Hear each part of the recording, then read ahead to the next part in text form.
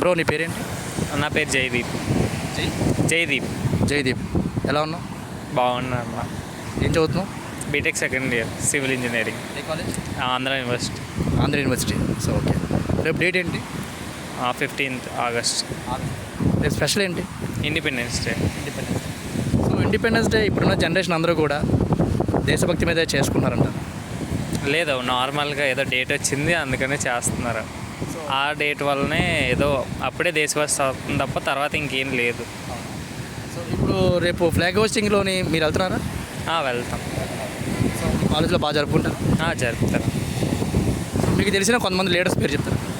మహాత్మా గాంధీ, అంబేద్కర్, బాబు జగజ్జీవన్ రావు. Republic day అంటే? Republic day అంటే అంత నాలెడ్జ్ లేదు. రిపబ్లిక్ డే అంటే తెలియదు. ఓకే, సో ఇప్పుడు ప్రజెంట్ రేపు ఇండిపెండెన్స్ డే రోజు రాజ్యాంగం అమలు చేసిన రోజు అనుకుంటా. రాజ్యాంగం అమలు చేసిన రోజేమో. ఎస్, ఎగ్జాక్ట్లీ కరెక్ట్ చెప్పు. సో ఇప్పుడు రేపు ఇండిపెండెన్స్ డే రోజు ఫస్ట్ ప్రిఫరెన్స్ దేనికి ఇస్తావు? అంటే మూవీకి ఇస్తావా లేకపోతే సెలబ్రేషన్స్కి? సెలబ్రేషన్ ఏంటి? అదే ఇండిపెండెన్స్ డే ఫ్లాగ్ హోస్టింగ్స్కి. సో ఇప్పుడున్న వాళ్ళందరూ కూడా నీలాగే ఉండాలని మీరు అనుకున్నారా?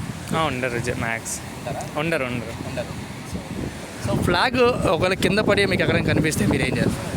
తీసి దాన్ని లిఫ్ట్ చేసి ఎక్కడన్నా చెట్టుకి కానీ ఎక్కడన్నా పెడతాం. సో మన పబ్లిక్కి ఇండిపెండెన్స్ డే గురించి మీరు ఇచ్చే మెసేజ్? దేశాన్ని డెవలప్ చేయాలి అండ్ ఆ రోజునే కాకుండా మిగతా రోజులు కూడా దేశభక్తి ఉండాలి అని నేను అనుకుంటున్నాను. నెక్స్ట్ రేపులు గట్ట ఈ కంట్రోల్ చేస్తే బాగుంటుందని. సో ఈ రోజుల్లో అమ్మాయిలకి సేఫ్టీ ఉందా, ఫ్రీడమ్ ఉందా? లేదు, అసలు లేదు. ఆ అమ్మాయిలకనే కదా, అబ్బాయిలు కూడా సేఫ్ లేదు అంతే. సో అబ్బాయిలు కూడా లేదు. సో ఎందుకు అమ్మాయిలు ఇప్పుడు బాగా ఎడ్యుకేట్ అయ్యి ఉన్నారు కదా, వాళ్ళకి ఎందుకు? వాళ్ళు ఎడ్యుకేషన్ నాలెడ్జ్ వేరు, బయట తిరిగే వేరే నాలెడ్జ్ వేరే వాళ్ళది వేరే. బుక్స్ నాలెడ్జ్ కన్నా బయట నాలెడ్జ్ ఎక్కువ ఉంటుందని అందుకనే వాళ్ళు ఓన్లీ వీళ్ళకి బుక్స్ నాలెడ్జే తెలుసు అంతే.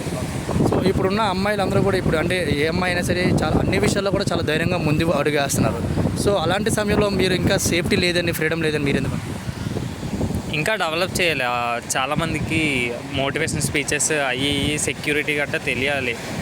సో చాలామందిని హాస్టల్స్లో వేసేస్తున్నారు. హాస్టల్ లైఫ్ కొంచెం డిఫరెంట్గా ఉంటుంది. అదే మనకి 4 గోడలు కాబట్టి అదే జీవితం అనుకుంటాం, కానీ బయటకు వచ్చాక ఇంకా పెద్ద బోర్డర్ అనేది ఉంటుందని వాళ్ళకి తెలియట్లేదు.